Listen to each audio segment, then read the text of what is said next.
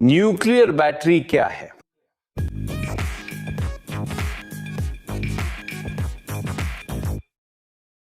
आज हम एक बहुत ही खास और कम जानी पहचानी बैटरी के बारे में बात करेंगे, लेकिन ये मानवता के कुछ सबसे महत्वपूर्ण मिशनों को ऊर्जा देती है। Nuclear battery. क्या आपने सोचा है कि जो अंतरिक्ष यान दशकों से सूरज से दूर अंतरिक्ष में हैं, वो कैसे काम कर रहे हैं? न्यूक्लियर बैटरी क्या है, इसे समझने के लिए हमें पहले उस बुनियादी सिद्धांत को समझना होगा जिस पर यह आधारित है, रेडियोधर्मी क्षय। आपने रेडिएशन के बारे में सुना होगा। ये अस्थिर तत्वों द्वारा खुद को स्थिर बनाने के लिए उत्सर्जित होती है। जब परमाणु का नाभिक अस्थिर होता है तो वो अपने आप कण और ऊर्जा उत्सर्जित करता है ताकि वह एक अधिक स्थिर स्थिति प्राप्त कर सके। इस प्रक्रिया को रेडियोधर्मी क्षय या नाभिकीय क्षय कहा जाता है। जब ऐसा होता है तो तत्व अक्सर किसी अन्य तत्व में बदल जाता है, क्योंकि इस प्रक्रिया में नाभिक प्रोटॉन खो सकता है। लेकिन इसका बैटरी से क्या संबंध है? दरअसल क्षय के दौरान निकलने वाली सारी ऊर्जा का उपयोग बिजली उत्पन्न करने के लिए किया जा सकता है। कल्पना कीजिए एक प्राकृतिक प्रक्रिया की जो लगातार ऊर्जा छोड़ती है, बिना किसी रिचार्ज की आवश्यकता के, बिना बाहरी ईंधन के। सिर्फ प्रकृति अपना काम कर रही है। एक न्यूक्लियर बैटरी, जिसे radio isotope thermo electric generator या आरटीजी भी कहा जाता है, एक ऐसा उपकरण है जो रेडियो आइसोटोप के रेडियोधर्मी क्षय से निकलने वाली गर्मी से बिजली उत्पन्न करता है। लेकिन चलिए इसे थोड़ा सरल बनाने की कोशिश करते हैं। सामान्य बैटरी जहां रासायनिक ऊर्जा संग्रहित करती है और खत्म होने तक उसे धीरे धीरे छोड़ती है, वहीं न्यूक्लियर बैटरी रेडियोधर्मी तत्वों के क्षय से लगातार प्राकृतिक ऊर्जा उपयोग करती है। लेकिन यह वास्तव में काम कैसे करता है? विचार सरल है। जब रेडियो आइसोटोप क्षय होता है तो वह ऊष्मा छोड़ता है। इस ऊष्मा को संग्रहित किया जाता है और थर्मो इलेक्ट्रिक प्रक्रिया के माध्यम से विद्युत में परिवर्तित किया जाता है। कल्पना कीजिए एक विशेष सामग्री की जो तापमान के अंतर को बिजली में बदल सकती है। जब आप इस सामग्री को एक गर्म स्रोत जो रेडियोधर्मी क्षय से उत्पन्न होता है और एक ठंडे स्रोत जैसे खाली अंतरिक्ष के बीच रखते हैं, तो यह एक विद्युत धारा उत्पन्न करता है। यह ऐसा है जैसे आपके पास एक छोटा रेडियोधर्मी सूरज हो एक कैप्सूल में, जो विशेष सामग्री के एक तरफ को लगातार गर्म करता है। अब समझते हैं कि गर्मी कैसे पकड़ी जाती है और बिजली में बदली जाती है। रेडियो आइसोटोप को अच्छी तरह से परिरक्षित सुरक्षात्मक कैप्सूल में रखा जाता है। यह रेडियो आइसोटोप स्वाभाविक रूप से क्षय होता है और अल्फा या बीटा कण छोड़ता है जो आसपास के परमाणुओं से टकराते हैं और गर्मी उत्पन्न करते हैं। यह गर्मी बर्बाद नहीं होती है। इसे एक सामग्री द्वारा पकड़ा जाता है जिसे थर्मोकपल या थर्मो इलेक्ट्रिक तत्व कहा जाता है। थर्मोकपल दो विभिन्न सामग्रियों से बना एक आपस में जुड़ा उपकरण है। जब आप थर्मोकपल के एक तरफ को गर्म करते हैं और दूसरी तरफ को ठंडा रखते हैं, तो गर्म सामग्री के इलेक्ट्रॉन ऊर्जा प्राप्त करते हैं और ठंडी तरफ की ओर बढ़ने लगते हैं। इलेक्ट्रॉनों की यह गति ही वो चीज है जिसे हम विद्युत धारा कहते हैं। थर्मोकपल के सिरों के तापमान में जितना अधिक अंतर होगा, उतनी ही अधिक विद्युत धारा उत्पन्न होगी। अंतरिक्ष में निर्वात के कारण थर्मोकपल का ठंडा सिरा बहुत ठंडा हो जाता है, क्योंकि वहां गर्मी ट्रांसफर करने के लिए हवा नहीं होती। ये रेडियोधर्मी क्षय से गर्म किए गए गर्म सिरे और अंतरिक्ष द्वारा ठंडे किए गए ठंडे सिरे के बीच एक विशाल तापमान अंतर पैदा करता है। यही तापमान का अंतर अंतरिक्ष में परमाणु बैटरी को इतना प्रभावी बनाता है। अगर आपने कभी पेल्टियर मॉड्यूल का इस्तेमाल किया है, जो कुछ फ्रिज, कूलिंग सिस्टम और वाटर फिल्टर में इस्तेमाल होती है, ये बिल्कुल थर्मोकपल की तरह है। बस इनके मामले में हम इसमें इलेक्ट्रिक करंट डालते हैं ताकि तापमान में अंतर पैदा हो, जिससे एक तरफ गर्म और दूसरी तरफ ठंडी हो जाती है। अगर आप पेल्टियर मॉड्यूल डिस्कनेक्ट कर दें, एक तरफ गर्म और दूसरी ठंडी करें, अगर आप मल्टीमीटर का इस्तेमाल इस पेल्टियर मॉड्यूल पर करें, तो आप देखेंगे कि ये दोनों तरफ के तापमान के अंतर से बिजली पैदा करेगी। नाभिकीय बैटरियों में सबसे आमतौर पर इस्तेमाल होने वाले रेडियो आइसोटोप प्लूटोनियम 238 और निकेल 63 हैं। प्लूटोनियम 238 का बहुत इस्तेमाल अंतरिक्ष अनुप्रयोगों में किया जाता है क्योंकि ये अल्फा कण उत्सर्जित करता है जिन्हें रोकना अपेक्षाकृत आसान है, और अगर डिवाइस अच्छी तरह से सील हो तो ये विकिरण का बड़ा खतरा नहीं बनता। जब प्लूटोनियम 238 क्षय होता है तो ये कई वर्षों तक लगातार गर्मी छोड़ता है। इसकी वो विशेषता है जिसे हम अर्ध आयु कहते हैं, जो 87 साल है, यानी मूल मात्रा का आधा क्षय होने में 87 साल लगते हैं। यह सुनिश्चित करता है कि बैटरी दशकों तक गर्मी और बिजली पैदा करती रहे। वही निकेल 63 बीटा कण उत्सर्जित करता है और इसका उपयोग हाल की तकनीकों में छोटी बैटरियों में किया जाता है।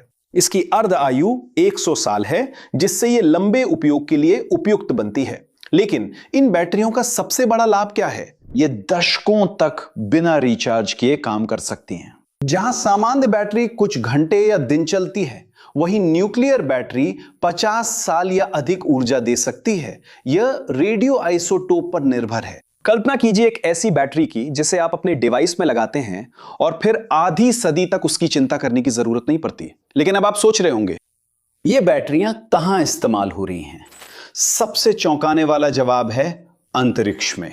वॉयेजर 1 और वॉयेजर 2 अंतरिक्ष यान, जिन्हें 1970 में लॉन्च किया गया था और जो आज भी पृथ्वी को डेटा भेज रहे हैं, वे न्यूक्लियर बैटरियों से चलते हैं। वॉयेजर एक पृथ्वी से 26 अरब किलोमीटर से भी ज्यादा दूर है, जो पृथ्वी से एक दिन की रोशनी के बराबर दूरी है। अंतरिक्ष के उस क्षेत्र में जहां सूर्य की रोशनी इतनी कम है कि सोलर पैनल पर्याप्त ऊर्जा नहीं बना सकते।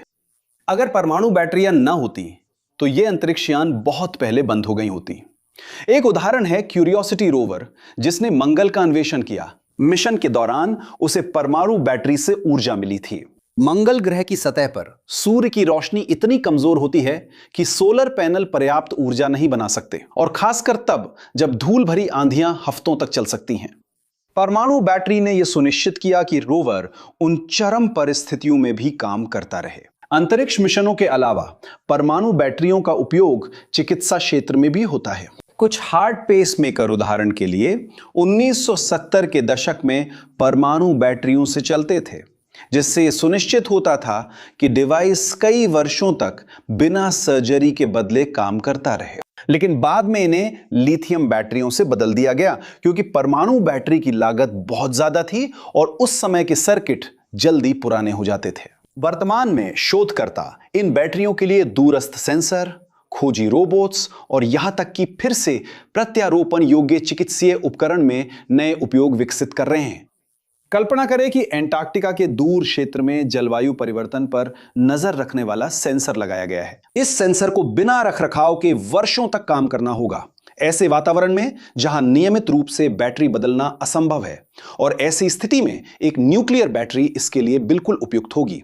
हाल ही में चीनी शोधकर्ताओं ने एक नई हाइब्रिड परमाणु बैटरी का प्रोटोटाइप पेश किया है, जो रेडियोधर्मी विघटन को फोटोवोल्टाइक तकनीक के साथ जोड़ता है और इन उपकरणों की दक्षता को और भी बढ़ाने का वादा करता है। रूसी शोधकर्ता भी चिकित्सा और अंतरिक्ष यात्रा में उपयोग के लिए नई न्यूक्लियर बैटरी तकनीकों का विकास कर रहे हैं। लेकिन एक जरूरी बात है जिसे साफ करना चाहिए। न्यूक्लियर बैटरी कोई मिनिएचर न्यूक्लियर रिएक्टर नहीं है। यह न्यूक्लियर रिएक्टर की तरह चेन रिएक्शन नहीं बनाती। ये केवल रेडियोधर्मी क्षय से बनने वाली प्राकृतिक गर्मी का उपयोग करती है। इसका मतलब है कि विस्फोट या अनियंत्रित प्रतिक्रिया का खतरा लगभग न के बराबर है, और वो भी तब जब जिस आवरण में तत्व रखा गया है वो सील रहे। यह अंतर बहुत महत्वपूर्ण है।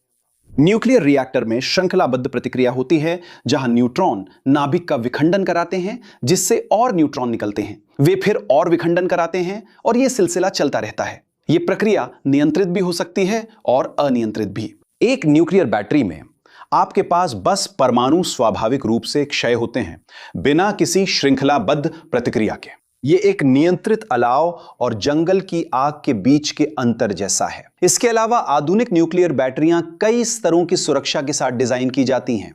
रेडियो आइसोटोप को ऐसे पदार्थों में बंद किया जाता है जो विकिरण रोकते हैं, जिससे उसे सुरक्षित तरीके से संभालना और उसका परिवहन करना संभव होता है। यह सवाल है, हम हर चीज में न्यूक्लियर बैटरियां क्यों नहीं लगाते?